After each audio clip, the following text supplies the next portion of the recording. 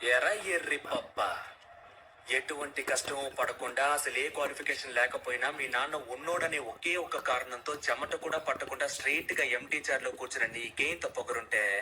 అమ్మ నాన్న తిప్పలు పడి స్కూల్ ఫీజు కడితే ఎల్కేజీ నుంచి 10th క్లాస్ వరకు కష్టపడి చదివి పాస్ అయ్యి ఇంటర్లో ఈజీగా ఉన్న గ్రూప్లన్నీ వదిలేసి ఎంపీసీ చదివితేనే ఇంజనీర్ అవ్వగలమని చెప్తే కష్టమైన అదే గ్రూప్ సెలెక్ట్ చేసుకుని ఫిజిక్స్ కి ఒక ట్యూషన్, కెమిస్ట్రీకి ఒక ట్యూషన్, మ్యాథ్స్ కి ఒక ట్యూషన్ అని రోడ్లు పట్టుకు తిరిగి ఆ ఫీజు కట్టాలి ఈ ఫీజు కట్టాలని అమ్మా నాన్నల్ని హింస పెట్టి బోర్డ్ ఎగ్జామ్ లో పాస్ అవడానికి ఫ్లాస్క్ లో టీ పెట్టుకుని రాత్రంతా చదివి అలారం పెట్టుకుని పొద్దున్నే లేచి మళ్ళీ చదివి తీరా పాస్ అయ్యాక ఎంసెట్ లో ర్యాంక్ రాకపోతే లాంగ్ టర్మ్ కోచింగ్ తీసుకుని అప్పటికీ సరైన ర్యాంక్ రాక అమ్మ నగలు తాకట్టు పెట్టి మేనేజ్మెంట్ కోటాలో సీట్ సంపాదించి తెలుగు మీడియం నుంచి వచ్చిన నాకు ఇంగ్లీష్ అర్థం కాక ఫస్ట్ ఇయర్ నుంచి 4th ఇయర్ దాకా ఉన్న అరియర్స్ అన్ని 4th ఇయర్ లో ఒకేసారి క్లియర్ చేసి ఈ సొసైటీలోకి వస్తే ఈ జనమంతా నన్ను ఉద్యోగులేని ఎదవా అని నీచంగా మాట్లాడుతున్న లెక్క చేయక ఉద్యోగం కోసం ఆ ఆఫీసు ఈ ఆఫీస్ అని పిచ్చ కుక్కల 4 ఏళ్లుగా తిరుగుతున్న నన్ను ఎందుకు పనికిరావు తిండి